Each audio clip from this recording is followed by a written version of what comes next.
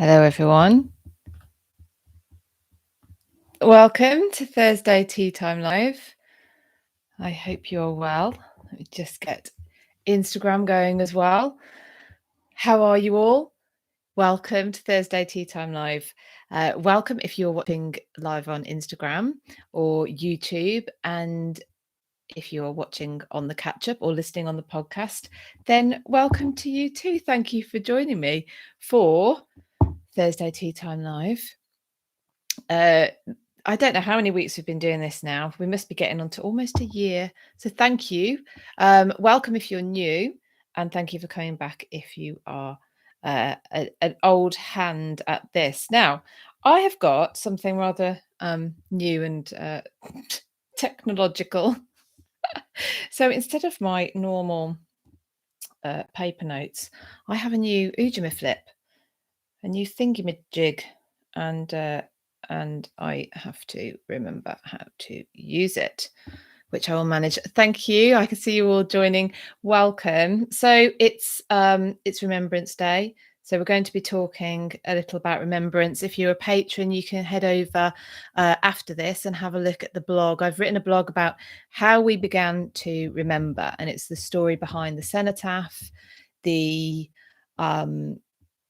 tomb of the unknown warrior, and why we use the poppy as an emblem. So all of that story is in the blog, including as well the poem which inspired the poppy as to be inspired the original idea for a poppy to be used as an emblem. That's the poem by John McCrae, called In Flanders Fields. And actually I've done a video, very obviously short video. It's a 3-verse poem, and I've done a video of that. That's available on YouTube as well. Good morning, Marion. Thank you for joining. Hi, everyone on Instagram. I can see you all joining me. So welcome. I hope you've got your drink ready. I didn't manage to get a cup of tea. 1 o'clock on a Thursday seems to come around quickly. It jumps out at me. We've got so I'm going to cover today the Falcon badge. Morning, Kathy. Welcome. I'm going to cover Anne Boleyn's Falcon badge in case you haven't heard about that yet. Some of the live events we've been doing, so you can get a flavour of what we've been doing if you haven't managed to get to them, but also then you can decide whether you might want to come to the ones we've got coming up. That's both on Clubhouse and on Instagram. And I'll let you know what we've got coming up as well. I'll let you know some of the things I've been doing this week, and some of the videos and podcasts that are coming out or are available now as well. And I've got a couple of books which are linked to the talk that I did yesterday that I mentioned actually last week. So I'm going to give you, I know you all like book recommendations, so I have a couple for you. So let's get started. So who saw the news? Afternoon, Michael, welcome. Who saw the news about the Falcon badge, Anne Boleyn's Falcon badge being discovered? It's actually carved, so it's wooden Falcon badge. So do you call them a boss when it's made of wood? So from a roof boss, and this, no, it's her Falcon badge.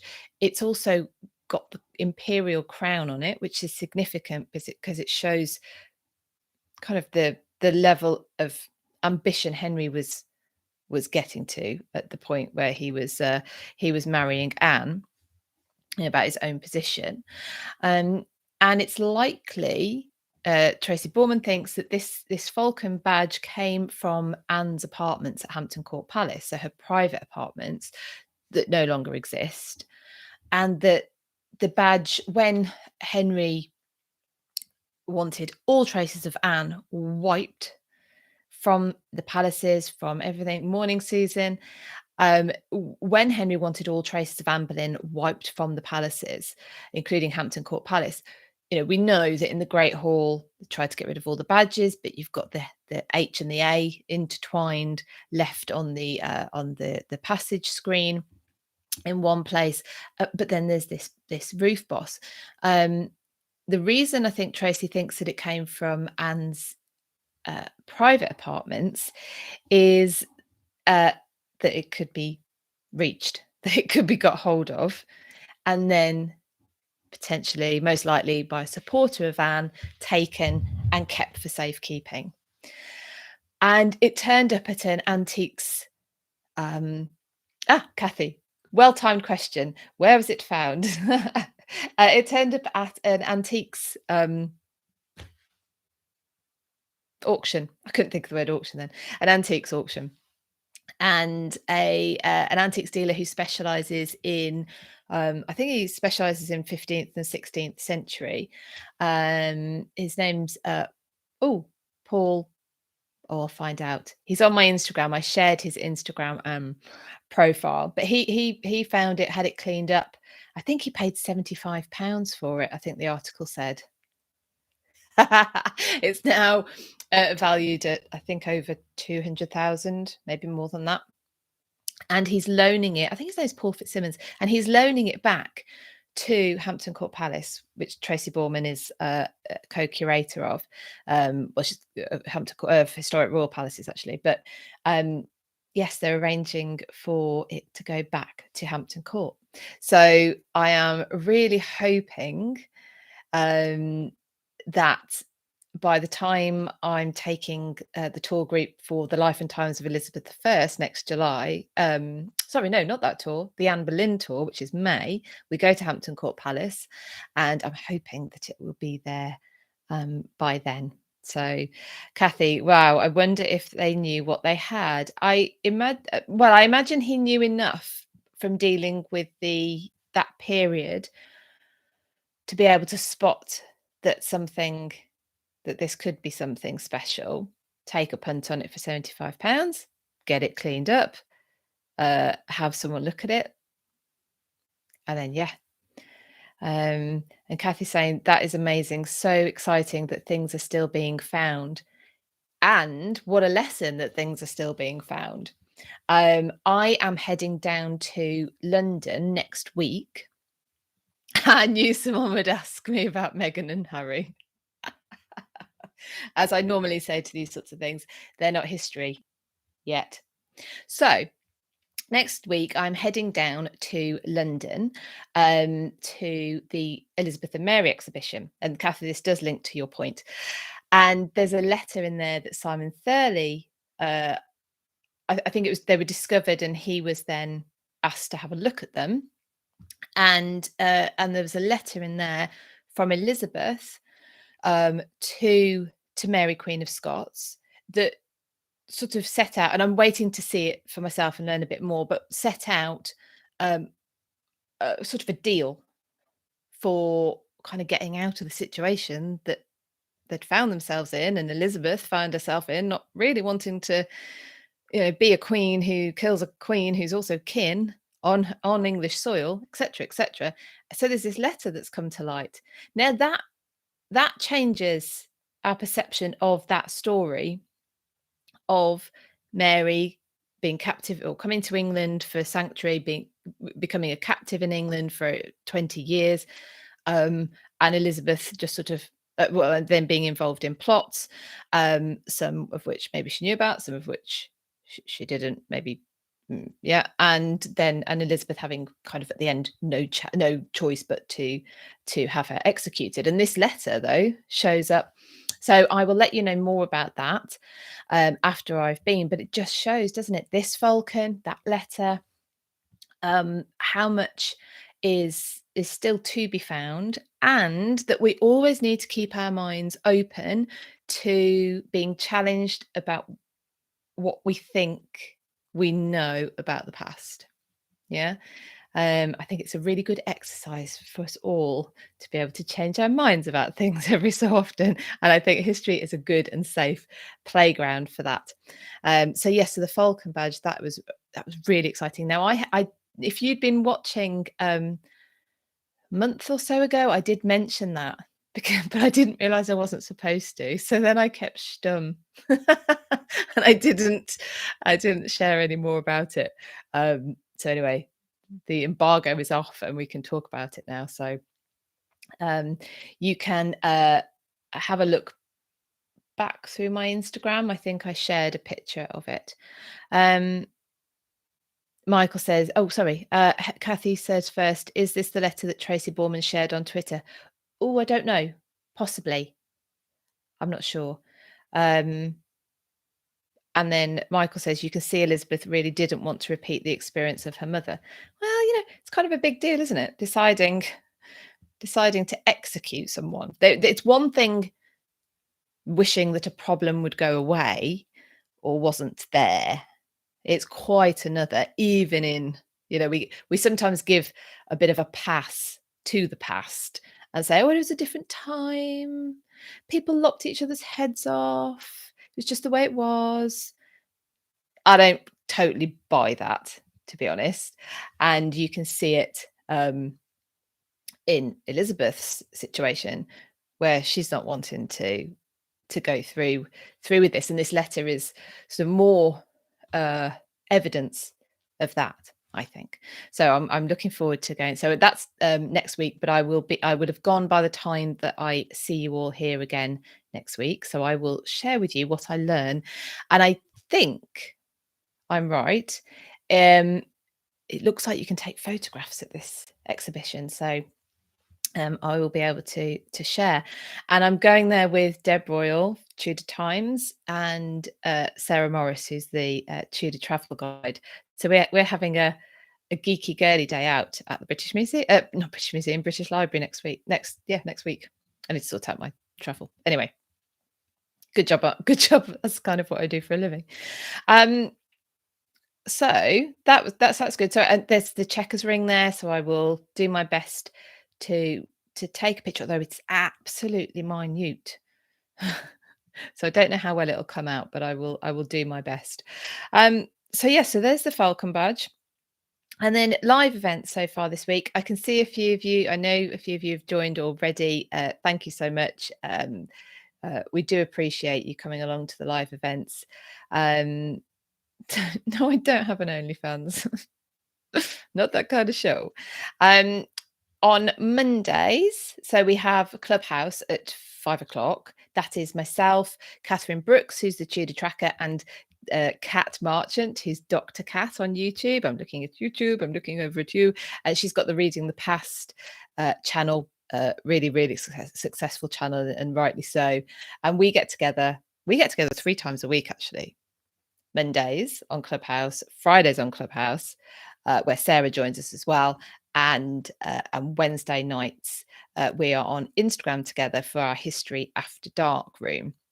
But Monday we were together and we were talking about quotes from history, well, things that people have asserted as absolute truths, and of course now with the benefit of hindsight we can debunk them, we can show them up for what they are. But the overall theme of it, really, because it was me who suggested the topic, and it goes back to what I've just said before about keeping our minds open, being able to learn more, being able to change our minds, and history helps us. And actually, if you look back on any topic, look back on any expert, and have a look what they said about something.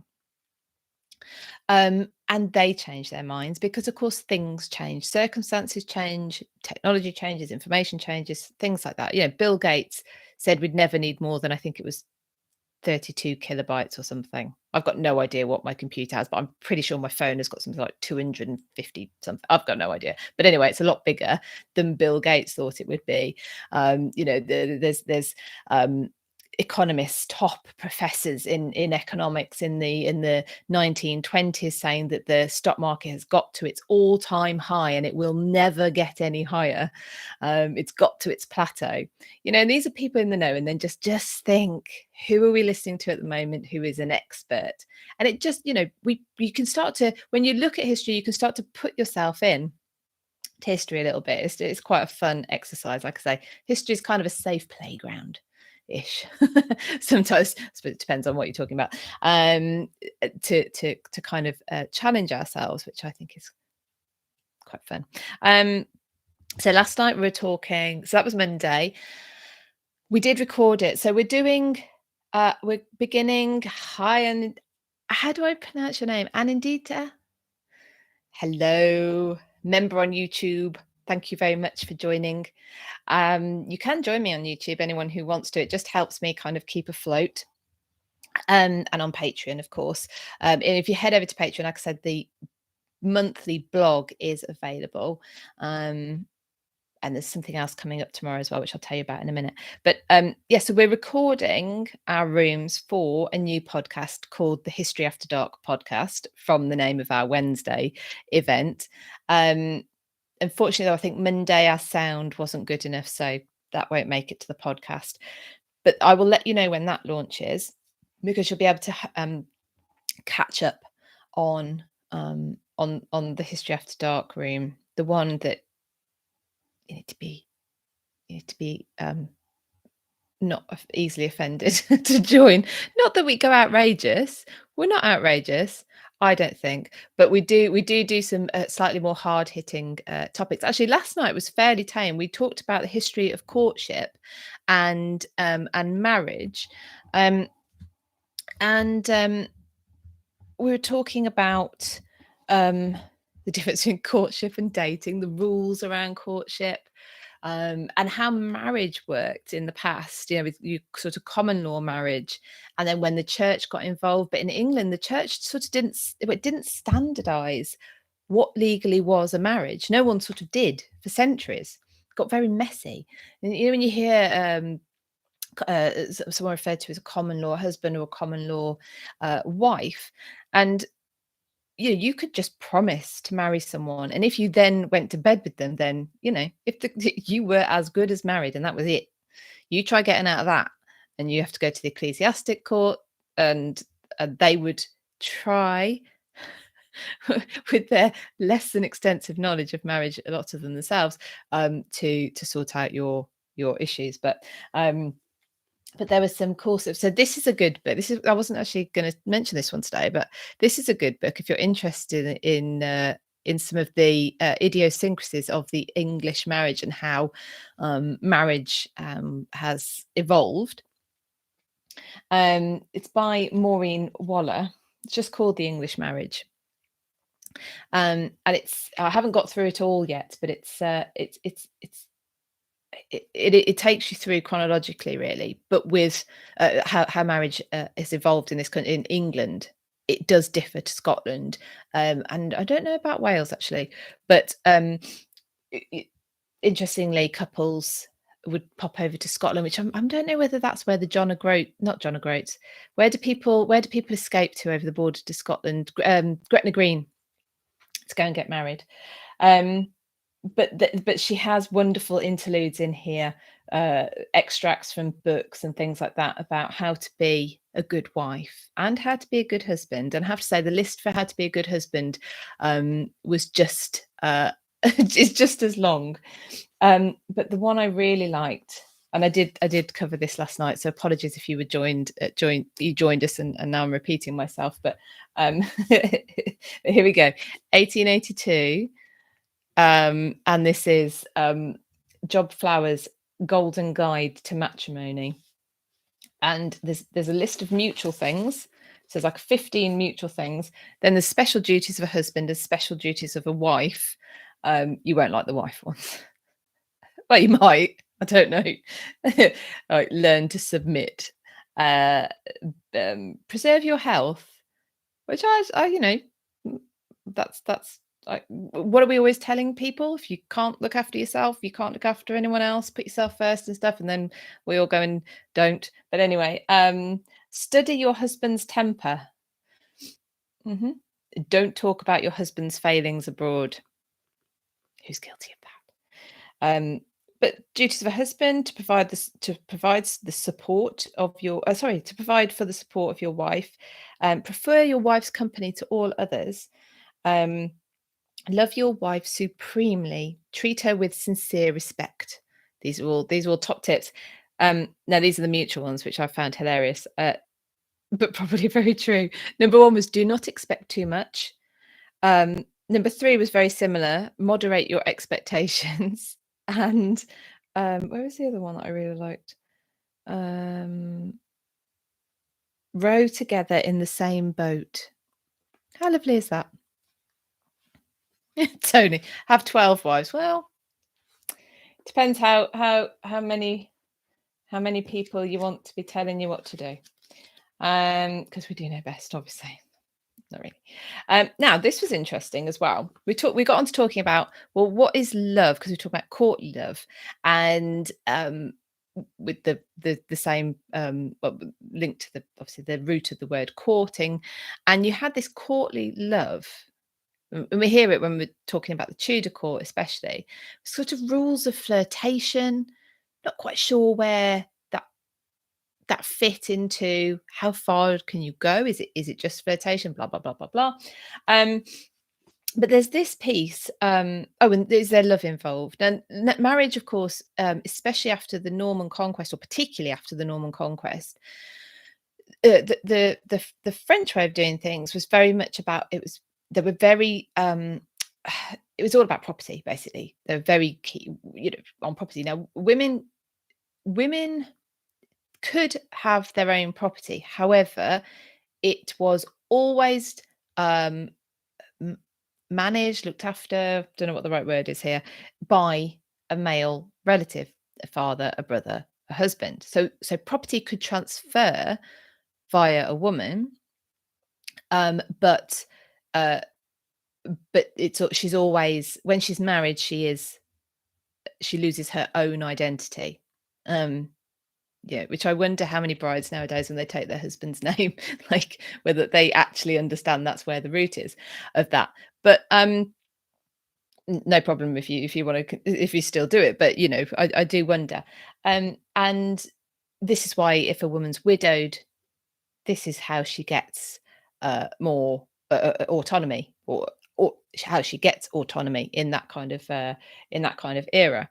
But somebody writing to the Venetian Senate in around 1500 talks about, it says, "I never have noticed anyone, either at court or amongst the lower orders, to be in love." This is talking about specifically about England. "Whence one must necessarily conclude either that the English are the most discreet lovers in the world, or that they are incapable of love."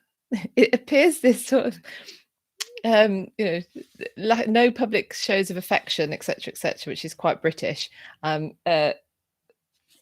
back quite a long way. So anyway, there you go. That was last night's ream. That has been recorded, so that should be on the podcast as well. Michael says, "I think the high-ranking Anglo-Saxon could have a legal wife and one they married for love, like Harold II." I don't know. That's very interesting. Now, did I show you my new gadget? So this is, instead of using paper. If anyone's interested, I've got a link to get some money off it. It's called a Remarkable. You have to direct message me, and I'll send you a link to get some money off. It's quite good, actually. I'm quite enjoying it. I don't think it's going to help the environment, I have to be perfectly honest. It came from China, which I was a bit disappointed about once I put the effort in. The effort to make the order. Anyway, it's keeping all my notes in one place. So there you go. I will let you all know when that podcast is coming out. Like I say, maybe a little early Christmas present for you, and some of the there's a bit of a backlog of or back catalogue, should I say, of episodes. So if you've missed any from the past few weeks, we've done Sarah Churchill, that will be on there. So Sarah Churchill and the role of the favourite at court, that will be on there. Ghosts and the history of telling ghost stories. Mad, Bad and Dangerous to Know, which we did about women in history. That will be on there. And last night's about the history of courtship. And we recorded a special for the podcast episode as a kick-off show, just to set the tone. So that will be the first one that goes on the podcast, and that is about the history of swearing and insulting people. Well, the history of swearing and insults. There's quite some funny ones in there, but it's quite interesting to look at how language evolves as well. So some of the etymology of some of their words as well, and how words that we think are absolutely, very naughty, were used just as description words. if any of you heard right back at the beginning, we did a clubhouse room about funny place names, and some of the street names in England are quite close to the bone, but they're very, very old. Now, tomorrow, if you're around, Friday is tomorrow, in case you didn't know, at 4:00, we are live on Instagram. This is myself, Deb Royal, who's the Tudor Times, and Sarah Morris, Tudor Travel Guide. We are live on Deb's channel tomorrow, so that's at Tudor Times, and we are continuing on our visiting Tudor Britain. It's our visiting Tudor Britain room, and we're continuing along the theme of looking at Tudor monarchs. The Tudor royal family. So we've done Henry VII already. We did 2 shows on him. We've done Elizabeth of York last week, and this week, so tomorrow, we are talking about places associated with Arthur Tudor. So the eldest son of Henry VII and Elizabeth of York, older brother to Henry VIII, first husband, obviously, of Catherine of Aragon. They married, by the way, on the 14th of November. That's one of the videos I've got coming up, because we've got that anniversary coming up. So we'll be talking about Arthur, like I say, at 4:00 on Instagram. I'm looking at you, Instagram, on Deb. So that's at tudor.times. So if you have a look and follow Deb, and then we will be there at 4:00 live. And then at 5:00 on Clubhouse, there'll be myself, Sarah Morris, the Tudor Travel Guide, Kat Marchant, Dr. Kat, and Catherine Brooks, the Tudor Tracker. We're all back together, the original quartet on Clubhouse at 5:00, and we're talking about the wedding and marriage of Arthur Tudor and Catherine of Aragon. So we'd love you to join us then if you are around. The Clubhouse rooms are still, I think I saw a little button on there the other day that said something about recording the rooms, but I haven't pressed it yet to experiment. So at the moment, Clubhouse rooms, I will say, are live and live only. Miss it, and that's it. You've missed it. Whereas on the Instagram, then you will be able to see them back. Marion, are you thinking of putting any of these live chats on YouTube? That is an idea. Possibly, if we can work out how to do a multi screen, perhaps. Maybe that would be quite fun.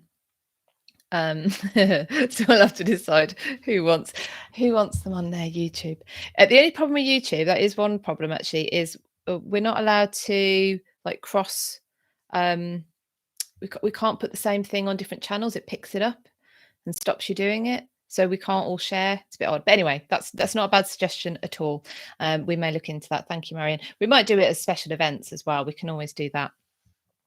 So that's what we've got going. That's what we've got coming up tomorrow. Tuesday, was it Tuesday? It wasn't yesterday. I went and did a talk to a ladies group, a little bit like I don't know, does anyone else have the WI, the Women's Institute, where ladies slightly older than myself, they get together, and so I went to see this ladies group. I was supposed to be speaking to them originally it would have been 2020 sometime. Obviously that didn't happen, but they've got back together. They're meeting again every month. Lovely. I was actually really emotional. I had to hide it because they were all just getting on with it. But it felt really, I don't know. I'll use the word emotional, but there's probably a better one. To be out and speaking at events again, in person. Everyone was really relaxed, and I was talking about the history of Whitehall and Westminster, which I mentioned last week. And I whisked them through 1,000 years of history in one street.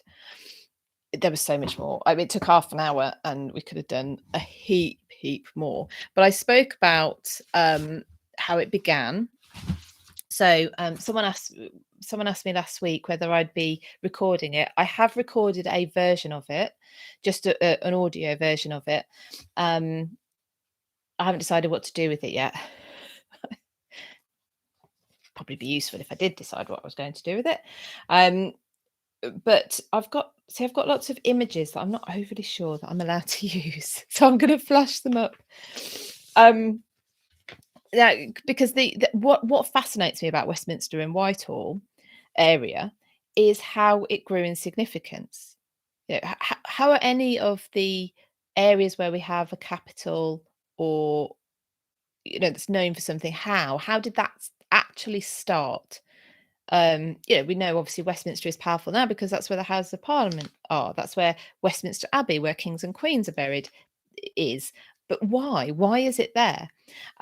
So I went right back to Roman times, and I imagine it went back before there, where there was a crossing point on the Thames, around about where Westminster Abbey is. Obviously, the Thames was much wider; it was more sluggish. It is a tidal river, and it is obviously still a tidal river. And so, at low tides, this could be a crossing place. Now, just near to this crossing place is where the tributaries of the River Tyburn, Tyburn, which gives its name to Tyburn, where you would have heard of for where executions took place. The Tyburn tree, this awful sort of triangular gallows, so they could be more efficient and hang more people at once. Fabulous. Anyway, so the tributaries of the River Tyburn make their way into the Thames around about this point and create an island called Thorny Island.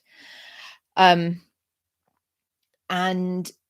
so you've got this dry bank next to the river crossing, and this bank. So the travellers would come from the south over the river, and they'd either be making their way further on north, or and that's actually where they would meet Watling Street, the Roman road of Watling Street, or they might take a right and head round to Londonvig, which of course was the Saxon town which became the City of London. And they would cross here, and this place began to take on, and I don't know why, but a sort of holy feel. That's not the right word. And it became a special place. And a Benedictine monastery was founded there in 960. And Edward, who would to history become known as Edward the Confessor, King Edward, he had a vision here and decided to rebuild the abbey church bigger, and also to move the court from Winchester to Westminster, so to next to the abbey. And it gets its name Westminster because that's to differentiate it from the Eastminster, which was already there, which is St Paul's, down around in London, City of London, to be precise. And so from this crossing place, which is obviously practical, but it takes on this special meaning to people. You get a king visit, well, you get a monastery there. The king visits. He has a vision. He believes this to be a really significant place. He has the abbey church rebuilt, and in order for him to be buried there, in order for him to have his royal tomb there, he dies a week after the consecration. He dies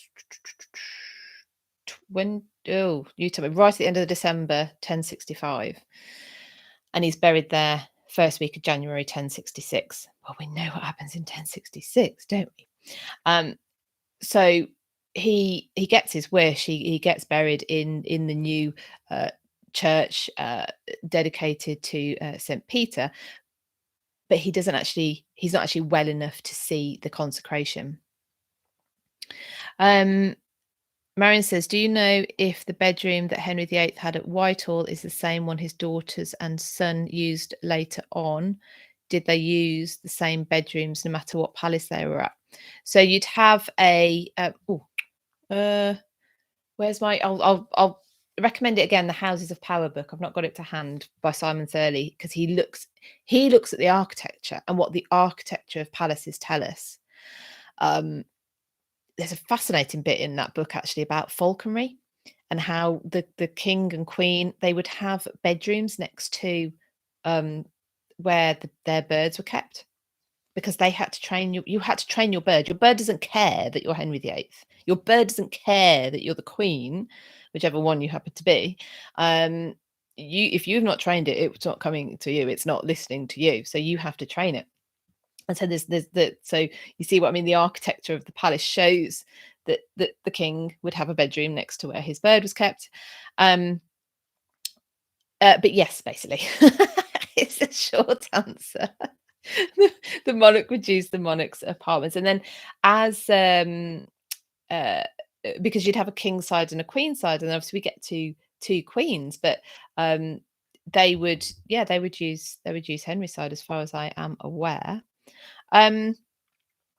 So where was I? Yes, so Westminster. So Edward, he later becomes Edward the Confessor. He's canonized in later on 1170 something. Anyway, I don't know, 1171, might have made that up. It's around about that time. He's canonized. That's why we know him as Edward the Confessor, because he's not actually. Oh, is he a saint? Don't know. Look up the exact. But he's he's moved his court to Westminster. Now, when you move the royal court, you also move everyone who wants to be associated with the court. They move as well. And by the time you get to Henry III, who was a big fan of Edward the Confessor, he calls his son Edward, which in post Norman conquest times, the French are in charge. Using an old English name is a bit of a no-no, but he does. Henry III names his son Edward. He becomes Edward I, Hammer of the Scots, etc., etc. But anyway, he has the abbey rebuilt again in 1245, I think, and his Archbishop of York, a guy called Walter de Grey, he buys a property on King Street, which is this street that builds up, leading out from Westminster Palace along the line of modern day Whitehall, and it goes up to so it goes up and sort of follows the line roughly of the Thames round in the direction of the City of London. It's called King Street, and Walter de Grey buys a house on King Street. Walter de Grey is the Archbishop of York to Henry III. So it's called York Place. This is owned by the See of York, and it's York Place because this is the seat of the London residence of the Archbishop of York when he is attending the King at Westminster. The Archbishop of Canterbury, of course, has already bagged the nice riverside spot of Lambeth, which is just opposite the Palace of Westminster on the opposite side of the Thames. Now, who is the famous Archbishop of York? Yes, probably the famous. I think that's safe to say. Of course, Thomas Wolsey. So he eventually, obviously in the reign of Henry VIII, he's living at York Place, or York Place is one of his residences. It's still belonging to the See of York, but on his downfall, when he can't secure an annulment for Henry of his marriage to Catherine of Aragon, it's confiscated. It doesn't belong to Wolsey, but Henry confiscates it from the See of York instead. And very quickly, he and Anne Boleyn set about their plans for a new palace. Anne, of course, is excited because this is the first palace that she's not just moving into her predecessor's rooms. She's going to have her hand in the design. It's going to be hers. So it doesn't work out that way, as we know. But anyway, that's and that palace, York Place, when they develop it, it becomes Whitehall Palace. Now, from Simon's book, if I've read this right, it appears that because the Palace of Westminster had a big fire, so Henry wasn't using it, although it wasn't out of use. But it could be that Henry was actually trying to rebuild a new Palace of Westminster, because I think with a few more compulsory purchase orders, they could have possibly been joined. But he sets about building this new palace where on the site of York Place, with some, like I say, compulsory purchase orders, which pushes out the size of the site, and some fabulous engineering works. Have to give kudos to these Tudor engineers who reclaim part of the banks of the Thames as well to push it out that way. And so he's got this big palace. So, but like I say, the Palace of Westminster is still in some sort of use. So, of course, how do you distinguish then this new palace from the old palace? Well, the new palace takes on a different name. Colloquially, it becomes known as Whitehall. And therefore, we get the name Whitehall, which now is the name of the street, which was once King Street.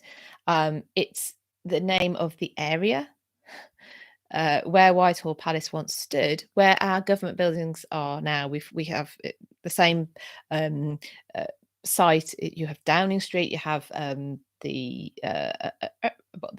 Ministry of Defence and the Cabinet Office, and probably others. I don't know. And you will hear, on the news or whatever, a Whitehall official has said. So it's also taken on. The government itself has taken on the name Whitehall. It's all synonymous. So this word, which became sort of born colloquially, is now just firmly in the British lexicon. So isn't that? Don't you find? I find that kind of thing, fascinating, from a passing place on the river to now, obviously now Downing Street is where our Prime Minister is, and there's a whole story about why on earth our Prime Minister is stuck down a side street. That's the way I look at it. Why don't we, for a premiere of a country, we have no grand entrance. It's a townhouse. It's a Georgian townhouse. It was put up under the reign of George II. No, that's a lie. Charles II.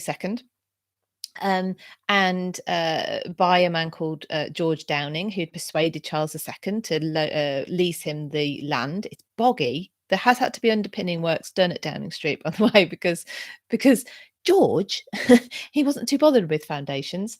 And so these townhouses had to have underpinning work, but it was in the reign of George II where Downing Street became the residence of the First Lord of the Treasury. We didn't use the term Prime Minister at that point, which is why the letterbox on number 10 says First Lord of the Treasury. It doesn't say Prime Minister. And George II gifts it to the then First Lord of the Treasury, Robert Walpole, and he accepts it on two stipulations. One, that he can extend it. I'd like it, but I need it bigger. And the second one being that he would accept it on behalf of his office and not him personally. Now, he could have, though, decided to have a nice, big, grand entrance on Horse Guards Parade Ground side, because Downing Street backs onto Horse Guards Parade Ground. But he opted for the more discreet and, to be fair, more practical, because of getting to the House of Parliament, entrance on Downing Street.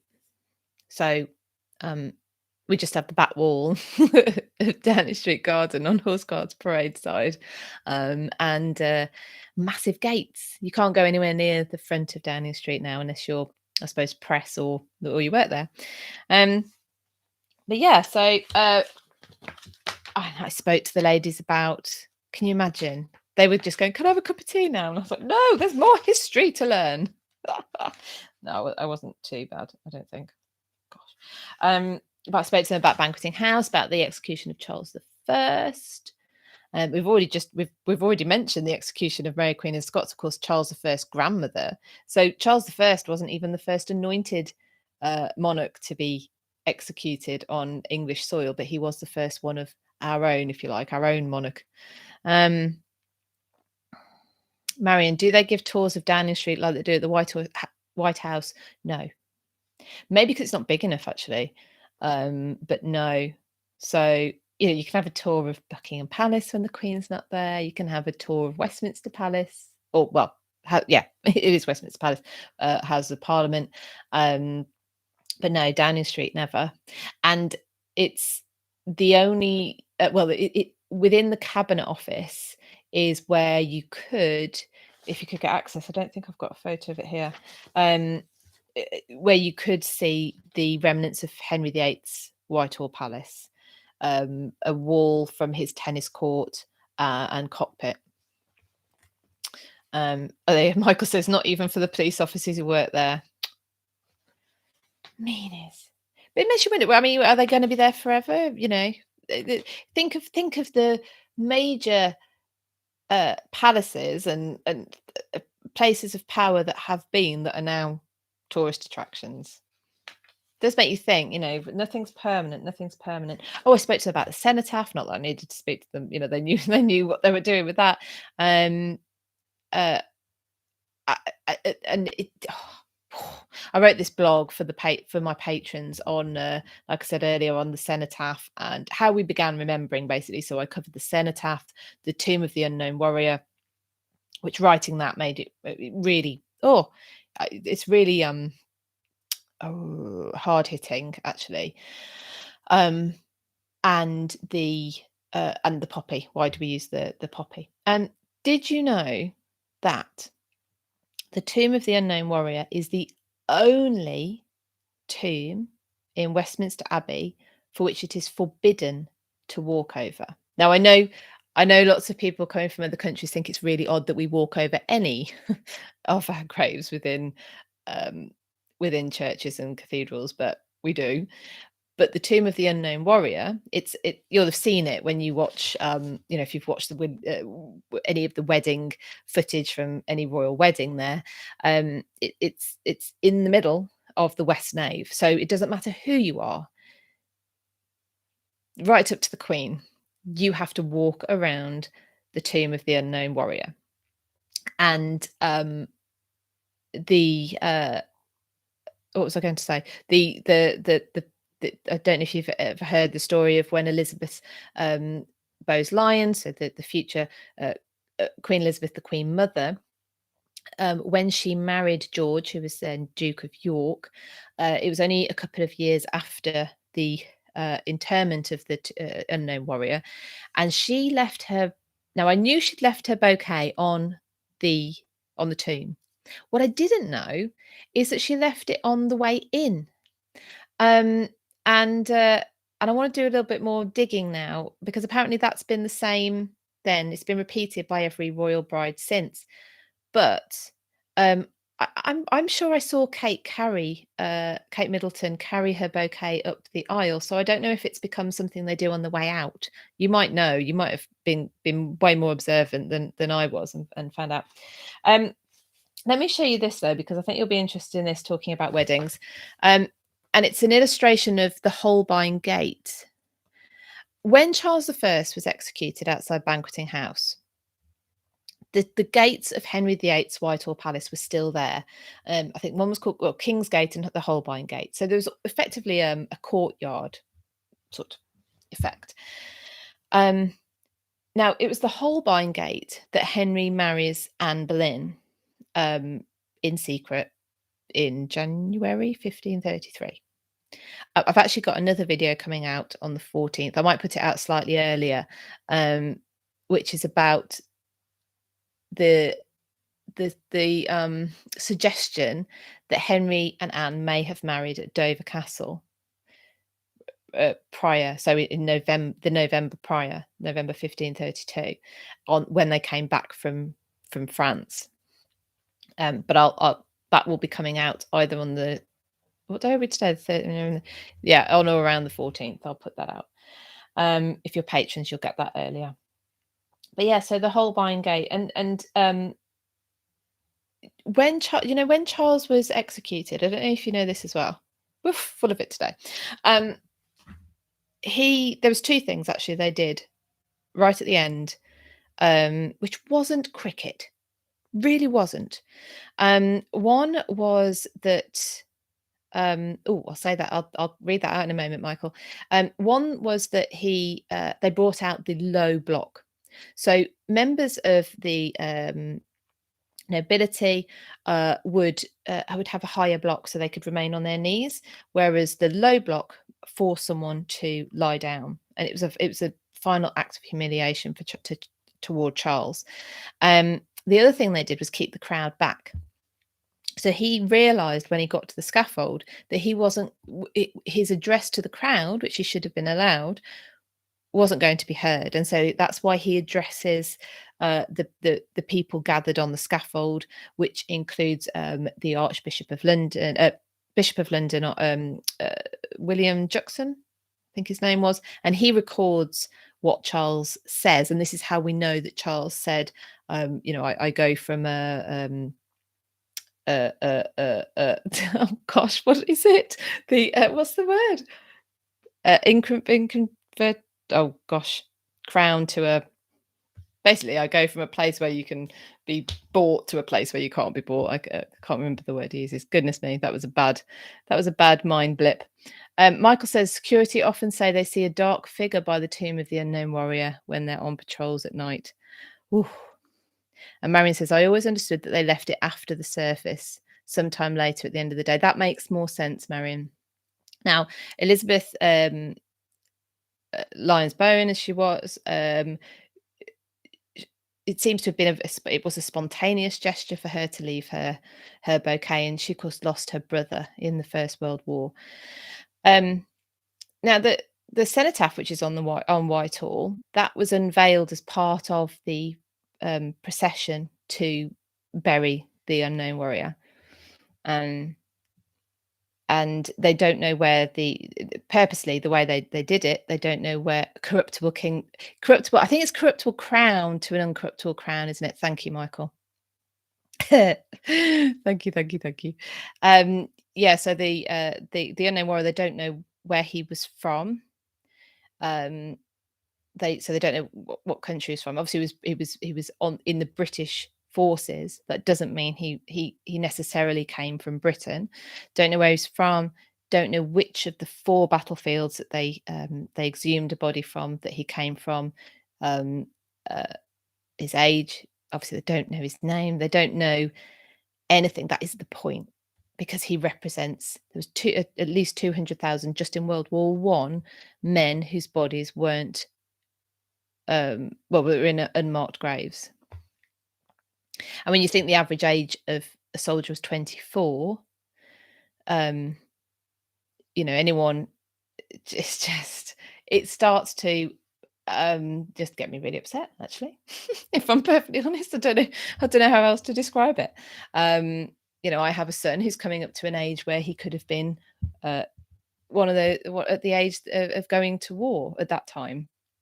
And anyone with children, it doesn't matter how old they get, they're still your babies, and it's blows my mind. It really, really does. And I get very angry now when I think about the people who tried to trash the cenotaph last year. That's just a big no. Take your anger elsewhere. You do not do it at the cenotaph.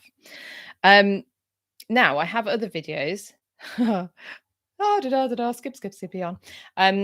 That I've got out, but I've mentioned that there's going to be one about Henry VIII. Did he marry Anne Boleyn at Dover Castle? One about Arthur marrying Catherine of Aragon. That will be out on the 14th. Today I've released, it's only very short, the poem In Flanders Fields, which is the one I mentioned inspired the use of the poppy as the emblem. Thank you, Michael. And 2 days ago, the 9th, was the anniversary of the fall of the Berlin Wall. And I've done a video about the fall, but all about why it went up in the first place. Again, a very harrowing story. So there we go. We've 54 minutes. Thank you, everyone, for keeping me company again. It's really nice of you. I really do appreciate it. And hopefully you'll be able to catch some of my videos. Thank you if you are new here as well. But I've noticed my follow account is getting is growing daily. So thank you so much. It's great. It makes me feel very happy. If you do want a bit more of me, even more, goodness me, then you can join obviously my Patreon. Just head over to patreon.com/British history, and you can have a look what I'm doing over there. You can just support me if you want for a few pounds a month, or there's levels of tiers where you get progressively more more and more. How much can one take? Yearly memberships as well get a 10% discount if you want to commit to me for a year. And like I said, the blogs out. Oh, you also get access to all the back catalogue as well. So anything I've spoken about that you know that I've shared with patrons in the past, that would all be there waiting for you. Maybe you can ask someone for Christmas for it for a present. Before I go, let me just recommend to you the books that I said I was going to, and this is very heavily about what we've been talking about today. This one, I don't know if I've already mentioned it. It doesn't matter if I have, does it? The illustrated official history of Whitehall Palace. That's a Simon Surley one, so you can see how much I've used it. Like I've made all these notes as well. But in here has got lots of the illustrations that you see. Let me see if I can. Would you like to see? Would you like to see what York Place looked like? If I can get it, if I can find it. Here we go.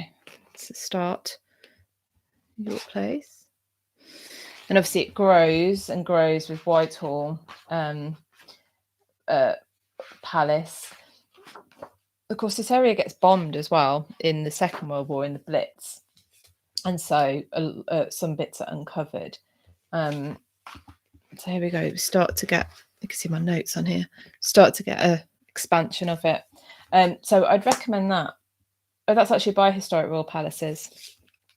So there's that one. If you want a more general history of the street through time, then this one's pretty good to start with. It's Colin Brown, who's actually a journalist, and he writes about Whitehall, because I haven't even touched on the Admiralty, and all sorts else. But that's quite a good book as well. So there you go. If you're looking for something to read.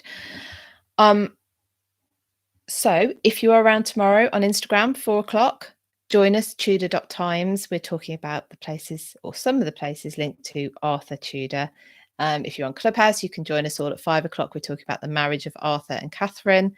And if I don't see you before, maybe I will see you here again next week for our Thursday tea time history chat live.